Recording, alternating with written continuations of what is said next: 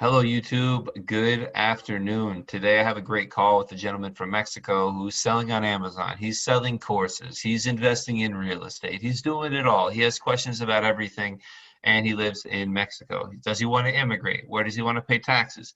He has a lot of questions. The call's all over the place, but I think I answer his questions pretty well, and I think the call goes well. It goes really well. So you're gonna love this call, especially if you're from Mexico and you're considering using a U.S. company or doing anything in the U.S. at all ever. And I think you'll benefit from this video. If you're not from Mexico, same stuff applies. You're going to love it. So let's get to this call. Haven't done my taxes, I'm too turned up. Haven't done my taxes, I'm too turned up. Hi, how's it going? Fine, how about you? Inglés o español? What are we going to do? Either way, for me, it's good. I don't know. It's español, inglés. I did two videos in Spanish, one in English. Happy to do the other one in English today. If English is fine for you. Yes, it's okay. English is good. Me. All right. Okay, thank you. So tell me, where are you calling from today? I'm calling from Mexico. Great. Yes. I just talked to someone from Mexico. I know a lot about Mexico. Oh, good. Okay, let me tell you a little bit of my business. I already have a business in Mexico. I've been doing business for 6 years. I'm a doctor and I sell health equipment and spa equipment. Mostly health and spa equipment as a doctor. Hold on one second. Yes. My kids are outside just banging on the window, just like, talk to me. No problem. Okay, so basically, we just started selling in the United States. We have a website. We sell some spa equipment in the United States. We deliver it from Mexico to the United States. But actually, because we give a lot of services, like, for example, if you buy spa equipment, we will give like technical services.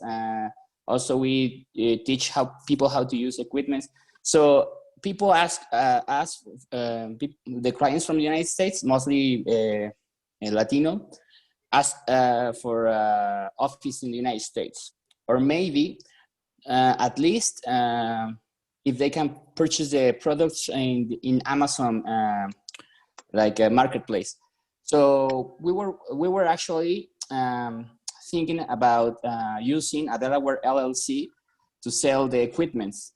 But the thing is that before I open the Delaware LLC, I have a few questions because maybe, I don't know, it sounds like it's the best option, but I'm not sure if actually it's the best option for us.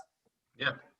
Okay, so basically, if I have seen your videos, what I think it is with the foreign owned LLC is that if you have a business there in the United States, but you are not located in the United States, you should pay the taxes like in the home country. Is that right? Well, Mexico is particularly aggressive about this. So yeah, you pay your taxes in Mexico. So for that reason, you know, Mexico requires you to report the existence of the company and, you know, and pick up the income and pay taxes on it. So for that purpose, for Mexicans specifically, I recommend a lot of U.S. corporations that actually pay taxes in the U.S.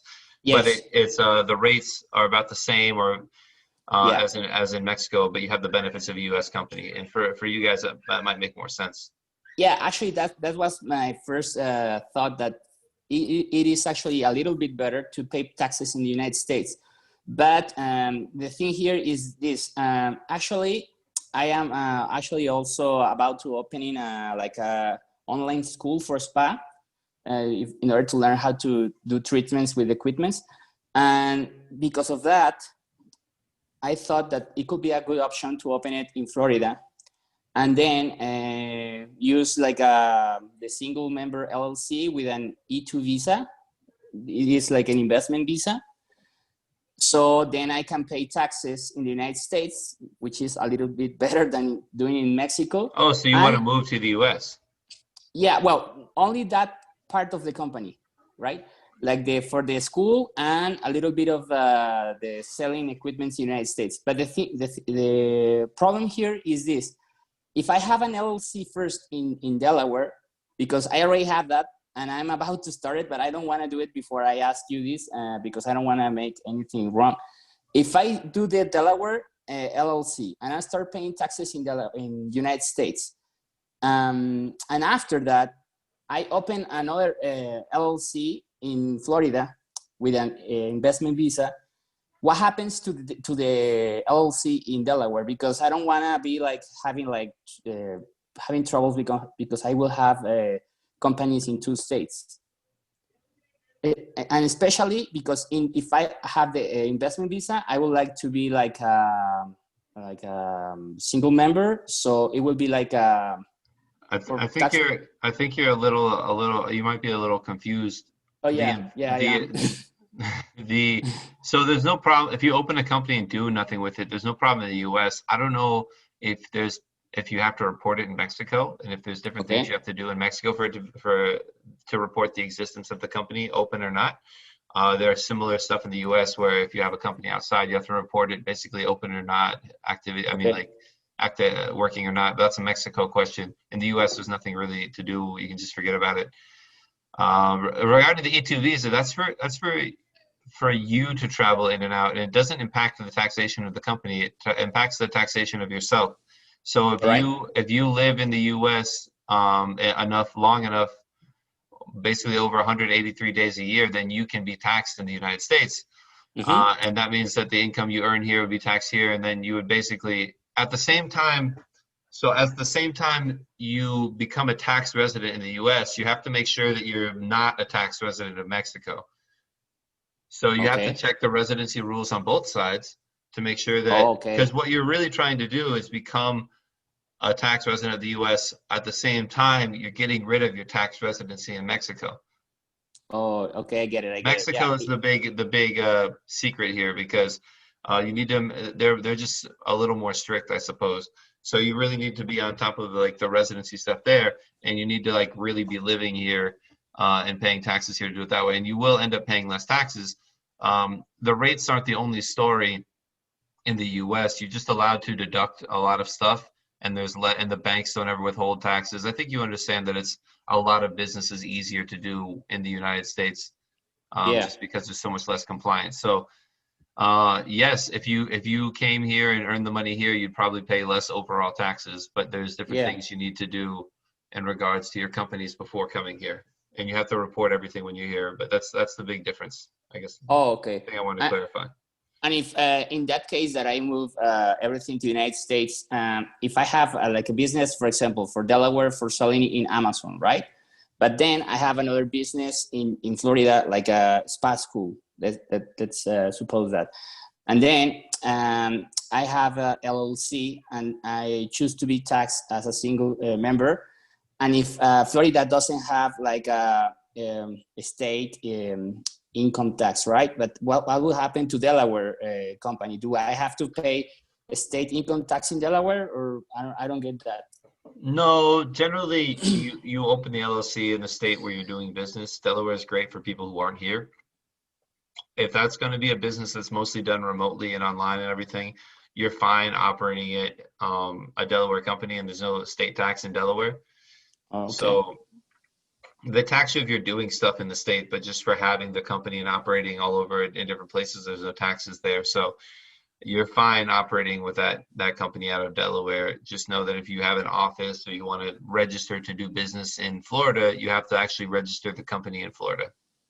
Oh, but if I have the Florida company, the one that I will register as, for example, for like the spa online school, and then the other one in Delaware for LLC for like Amazon.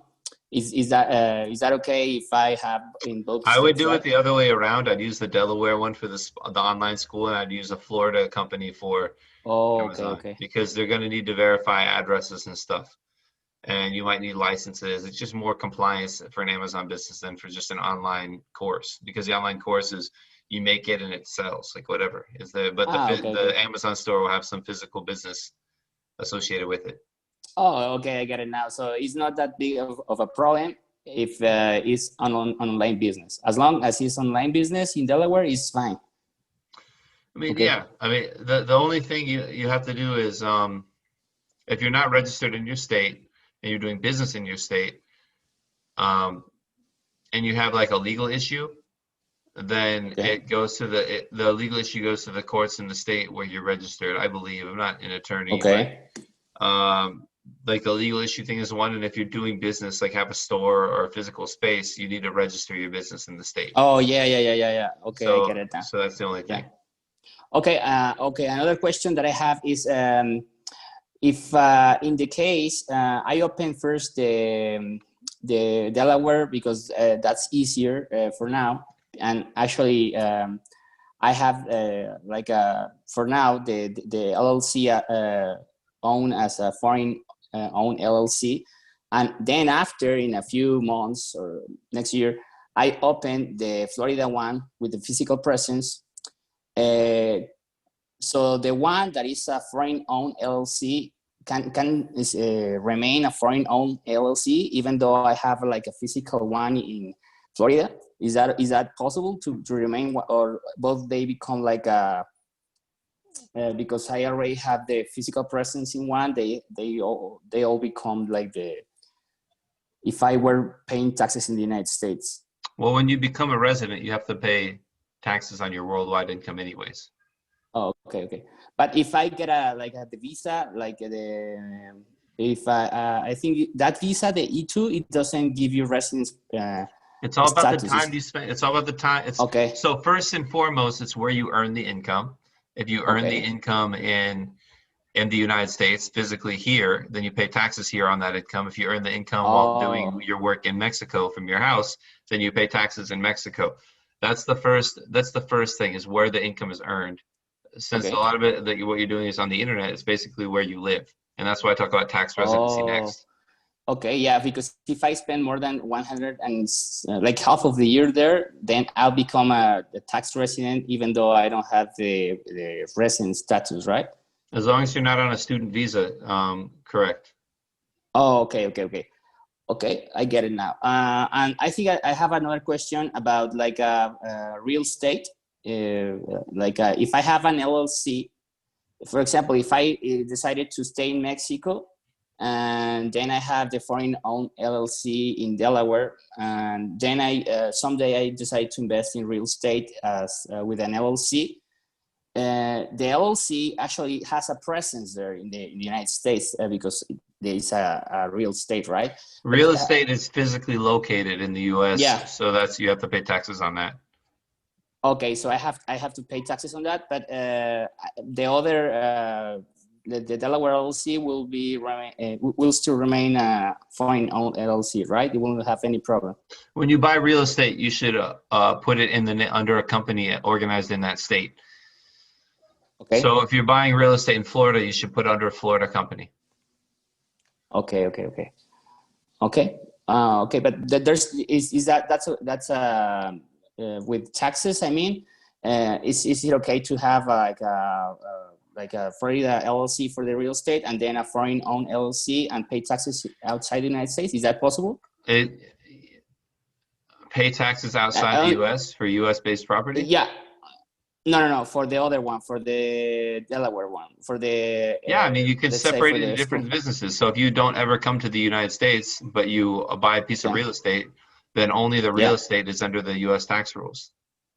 Okay, only that one. Okay, that was my question, because I thought once you have something physical presence in the United States, like everything becomes for paying taxes in the United States. So if you live here, then yes, only if I live. But only if you're here. But in regards to all your companies and investments, U.S. corporations pay tax on worldwide income, and U.S. source assets and real estate and stuff pay tax in the U.S. But for digital things, you can under an LLC or a partnership, those wouldn't necessarily pay taxes in the U.S.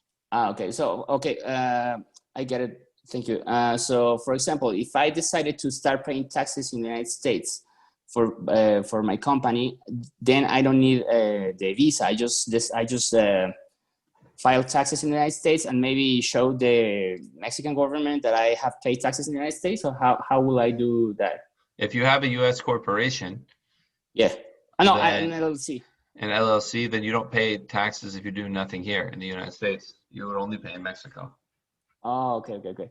Oh, actually, another question. If I have a Delaware LLC, and if I choose to have like a virtual office, does that count as a physical presence? I don't think so. A virtual office, I would say no. It's not U.S. presence. Okay, and if I had an actual office, it will be, right? Like I mean, you can have, yeah. It's if it's the real rules say if you have assets that help you derive your income, that help you make okay, money. So if it's an office where you meet clients, sure. But if it's just like a room instead of a mailbox, I don't think so. It's okay. all about facts and circumstances.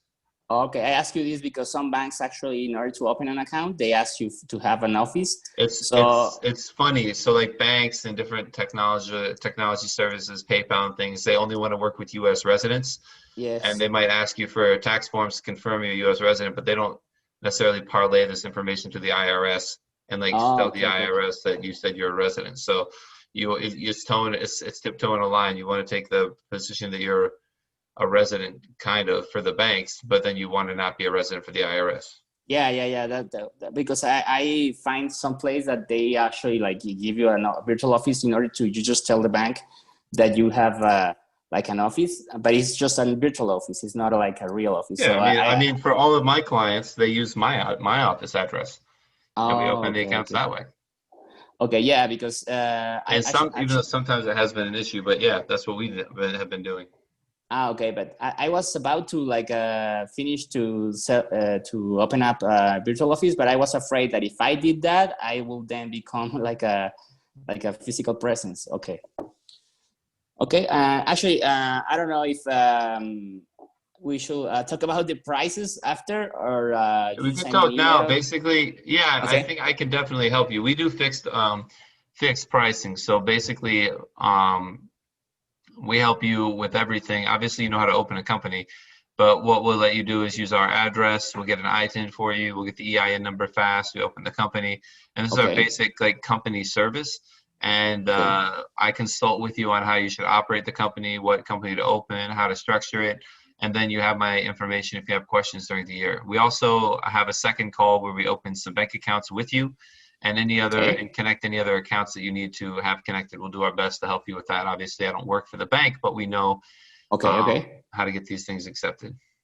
Oh, okay, and about because I was actually a little bit in a rush to have the Amazon service in the United States because we have been growing a lot of thanks to YouTube in the United States with the Latino population. But it's easier for me to just open up the Delaware LLC and then start paying taxes in Mexico, and maybe in a few months just open a physical one in Florida. But actually, if I start with the Delaware now, um, if I have to pay taxes in Mexico, you help that with that service, right? It's filling a form, 50 something, I don't know. Yeah, I mean, yes, I help with we do all U.S. tax forms, all the Okay. compliance, basically everything you need to do from a legal standpoint to have your company. I will either Okay. do it Okay. for you or instruct you on exactly on how it should be done if there's something you have to Okay. do. So it's So, basically like you pay us and then we are your advisors in the US okay. Okay. for whatever companies you want us to work with you on. Good. Good. And it's hard to have a package because everyone's doing something a little bit different. Yeah. Yeah. Yeah. There's obviously the things that are the same for everyone, and then there's the things that are unique for everyone. So I can send you over an email with the offer. It's basically a fixed cost of $2,500, and Mm-hmm. that's like the cost for the year for our Okay. advice and the company, the EIN, the address, and everything all together. So Okay. I think it's I think it's a great package, and everyone has loved it. So I'll email you over the details for that, and Okay. you can Okay. let For me know if example, you. I wanted to ask you about the cost for filling. Will that cost include the, because I already have the IN, the employee identification number, and I already have the LLC, but I actually would like to have the service from you to have to fill up the form in case it's needed. And actually, also I would like to see the in like a difference cost if I actually have an LLC in the United States. The tax you have to have all the, I don't know if it's every year maybe like a, or every half year to send the taxes to the IRS and everything. Yes, every What's the year you have difference? to, every year you have to, that's our renewal package. So we have the startup package, then we have the renewal package, which right now is still only, it's $1,500. And that Okay. includes us doing the forms, renewing the company, and Oh, okay, okay. helping you with any questions. It seems like you have a lot of questions and a lot of options, a lot of things you're doing. So you would probably benefit most from just having my WhatsApp and ask me questions when you have my. I work Okay. through voice notes mostly. Okay, good, good. Yeah, because my last question is about if I had an LLC, like a real LLC, physical presence in Florida, the cost of that in accountability and everything, like for the CPA cost, how much is that for a year? Is that you charge We for a year or a I mean, month? we only have fixed costs right now for doing. If you would Oh, need like personalized accounting services every month, we can talk about that. But generally, it's setting up companies, advising on that, and then also um, then doing the forms every year. Those are like the principal services that I've been doing for people.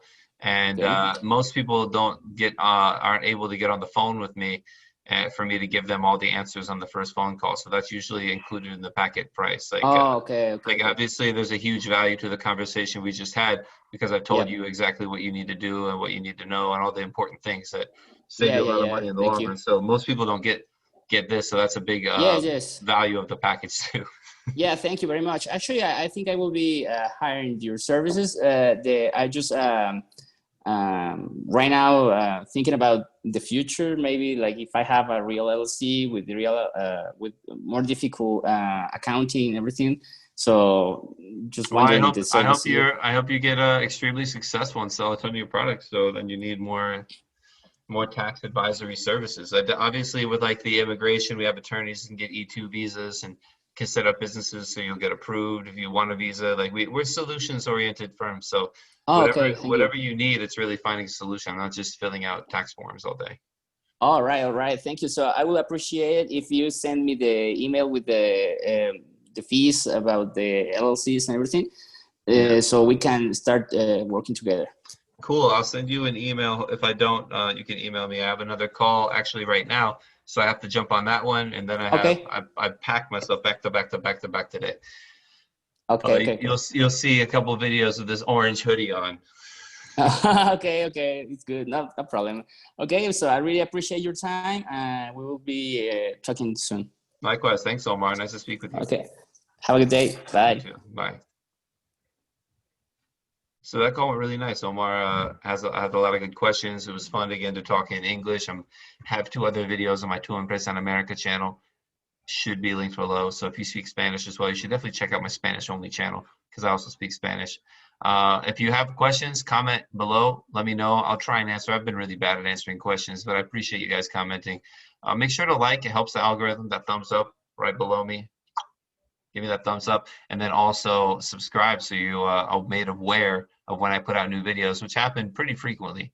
Should be a couple videos a week. Love making content for you guys. So again, thanks for showing up. If you want to schedule a call, you can try. Block off a ton of my calendar. I don't do that many of these glorious free calls for people, even though they pay by having their information posted on the internet. But schedule one below in the details in the description below. And thanks for being here, for your attention. If you watched all the way to the very end, I appreciate you the most because I think that helps metrics and stuff too. And I want to get the word out. Okay, thank you everyone. I will see you on the next video.